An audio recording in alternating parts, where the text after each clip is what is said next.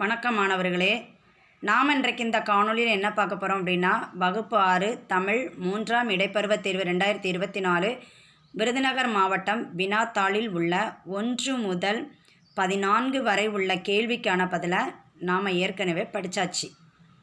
இனி இந்த காணொலியில் நாம் 15வது கேள்வியிலிருந்து பதில்களை படிக்கலாம் வாங்க.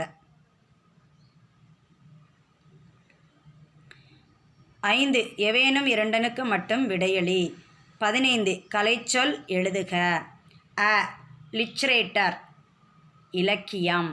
ஆ ஸ்கவுட்ஸ் அண்ட் கைட்ஸ் சாரண சாரணியர்.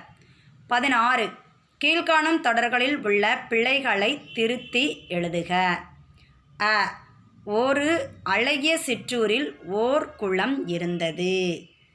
இது எப்படின்னு உங்களுக்கு தெரியுதா? அதாவது நமக்கு உயிரெழுத்துக்கள் தெரியும், அப்படி தானே? உயிரெழுத்துக்கள் மொத்தம் எத்தனை? 12 எழுத்துக்கள் இருக்குது. Very good, super. அப்போ உயிரெழுத்துக்கள் என்னெல்லாம்? அ ஆ இ ஈ இது எல்லாமே உயிரெழுத்து சொல்லுவோம்.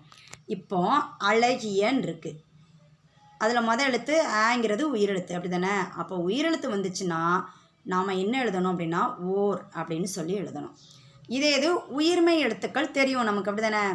க வரிசை, ஞ வரிசை, ச வரிசை அப்படின்னு வரிசை இருக்குது, அப்படி தானே? அது எல்லாமே என்னது? உயிர்மை எழுத்துக்கள். அப்போ இந்த கூங்கிறது என்னது? உயிர்மை எழுத்து.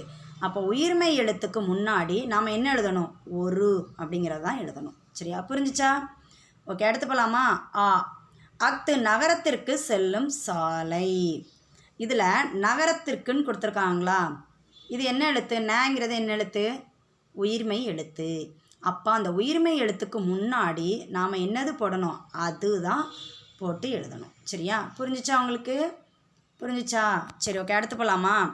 17 இரு பொருள் தருக. அ திங்கள். திங்கள் அப்படிங்கிற வார்த்தைக்கு நம்ம 2 பொருள் மட்டும் எழுதினா போதும். என்னெல்லான்னு பார்க்கலாமா? 1 மாதம், இன்னொன்று என்னது? சந்திரன். அப்போ திங்கள் அப்படின்னா என்ன பொருள்லாம் வரும்? மாதம், சந்திரன். சூப்பர். சரி, ஓகே, நாம் அடுத்த காணொலியில் அதுக்கு அடுத்த கேள்விக்கான பதிலை நாம் என்ன செஞ்சுக்கலாம்? படிச்சுக்கிடலாம். சரியா? இப்போ இந்த காணொலி உங்களுக்கு மிகவும் பயனுள்ளதாக இருக்கும் அப்படின்னு சொல்லி நான் நம்புகிறேன். சரி, மீண்டும் சந்திப்போம்.